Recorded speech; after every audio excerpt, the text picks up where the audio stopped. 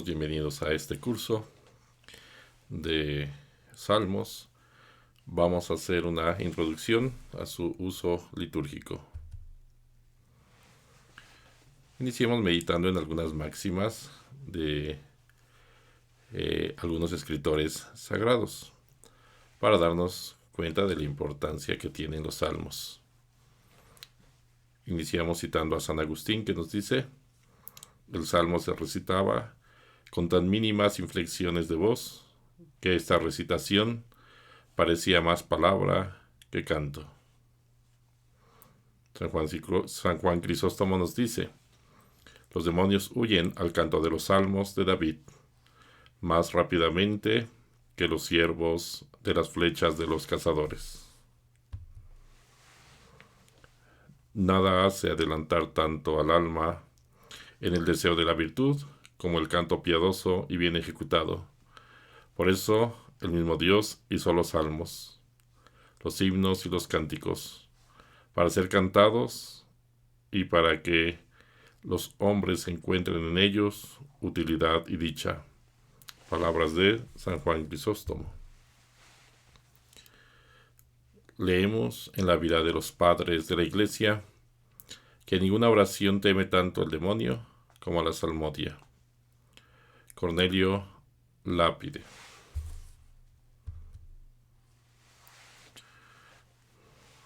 En la Sagrada Escritura encontramos que la Biblia posee una colección de 150 poesías de diversa longitud, estilo, argumento, tema, que llevan el nombre del libro de los Salmos. En la Biblia hebrea, el libro de los Salmos se indica con la expresión libro de las alabanzas. Los salmos son la oración del pueblo de Israel. Salmo designa una composición poética de índole religiosa, de origen hebreo, que se divide en pequeños trozos llamados versículos. Nosotros también cantamos los salmos en nuestra liturgia, en el oficio divino, en nuestra oración personal. La palabra griega salmos traduce el término hebreo mismor. Salmos designa una composición poética hecha para ser acompañada con un instrumento de cuerda, el salterión.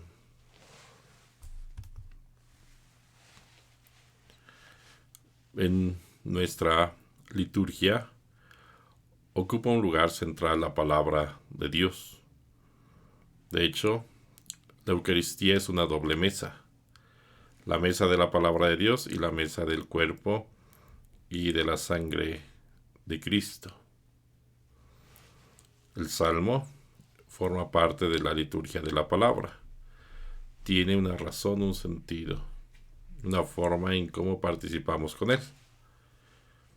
Nos dice la Instrucción General del Misal Romano: la parte principal de la liturgia de la palabra la constituyen las lecturas tomadas de la Sagrada Escritura, junto con los cánticos que se intercalan entre ellas, y la homilía, la profesión de fe y la oración universal, oración de los fieles. La desarrollan y la concluyen. ¿Cuáles son los cantos que forman parte de la liturgia de la palabra? Pues en primer lugar el Salmo, que es palabra de Dios. Respondemos a la palabra proclamada con la misma palabra de Dios cantada.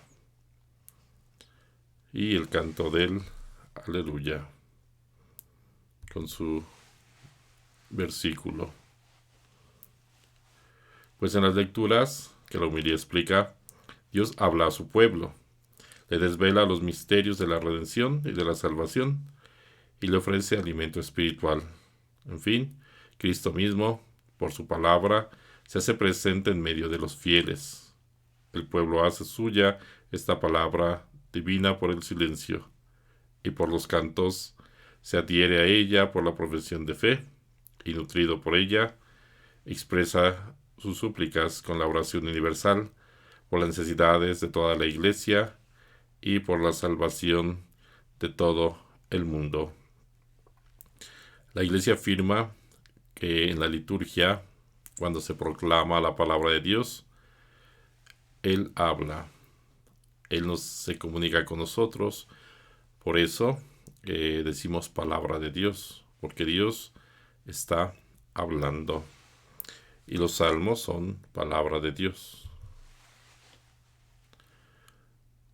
El salmo responsorial nos enseña la instrucción general del misal romano. Después de la primera lectura sigue el salmo responsorial, que es parte integral de la liturgia de la palabra, y en sí mismo tiene gran importancia litúrgica y pastoral, ya que favorece la meditación de la palabra de Dios. El salmo responsorial debe corresponder a cada una de las lecturas y se toma habitualmente del leccionario. Con el salmo nosotros entramos en diálogo con Dios, porque Él nos ha hablado en la lectura de la Sagrada Escritura. Y con la misma palabra de Dios nosotros le respondemos con nuestra voz, cantando. El canto es una forma de divinizar, de solemnizar, de elevar por sobre este mundo la palabra de Dios. De hecho, recordemos que la celebración litúrgica por excelencia es cantada. Y una forma en la que nosotros presentamos, divinizamos, elevamos la palabra de Dios es cantando.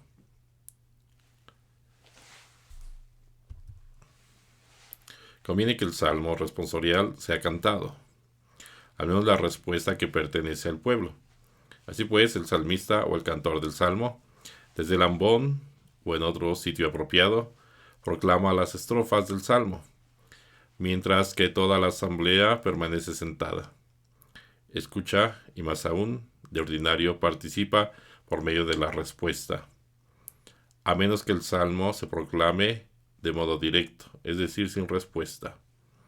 Pero, para que el pueblo pueda unirse con mayor facilidad a la respuesta salmódica, se escogieron unos textos de respuesta y unos de los salmos, según los distintos tiempos del año o las diversas categorías de santos, que pueden emplearse en vez del texto correspondiente a la lectura, siempre que el salmo sea cantado.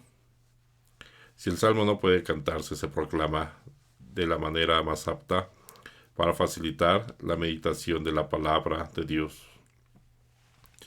Una pregunta frecuente que nos hacen es si el salmo debe de cantarse siempre. Pues sería lo más propio, lo más conveniente, porque esa es su naturaleza. Porque la mejor forma de participar en la liturgia es con el canto. Si no es posible, bueno, la instrucción general del misal romano nos da las opciones. En vez del salmo asignado en el leccionario, puede también cantarse el responsorio gradual tomado del gradual romano, o el salmo responsorial o aleluyático tomado del gradual simplex, tal como se presenta en esos libros. La palabra proclamada no solo instruye al pueblo y revela el misterio de la salvación que se realiza a través de la historia, sino que hace al Señor realmente presente en medio de la asamblea. Dios habla a su pueblo, Dios está presente a su pueblo. Y cuando Dios habla, no podemos quedar pasivos, sino que hay que acoger su mensaje y dar una respuesta inmediata en la celebración. La hacemos con las mismas palabras y sentimientos que Dios ha inspirado: alabanza, arrepentimiento, acción de gracias, perdón, petición, etc. Es decir, entramos en diálogo con Dios, con la misma palabra de Dios, cuando cantamos el salmo, que tiene diferentes temáticas, que tienen toda una espiritualidad cada salmo.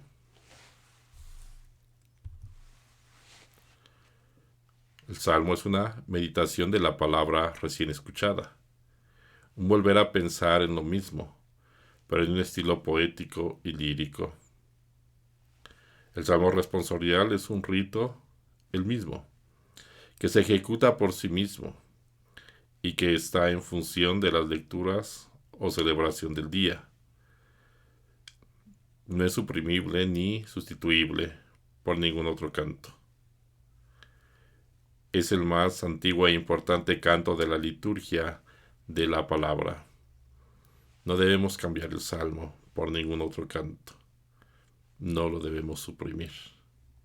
Recordemos, es la palabra de Dios de la cual nos alimentamos en la Eucaristía. El salmo hay que respetarlo porque es palabra de Dios, hecha plegaria y oración. Lo que los demás libros cuentan, los salmos lo cantan. Los salmos fueron compuestos para cantarse. Es preferible que el salmo responsorial se cante, por lo menos en lo que se refiere a la respuesta del pueblo. En ocasiones no se canta.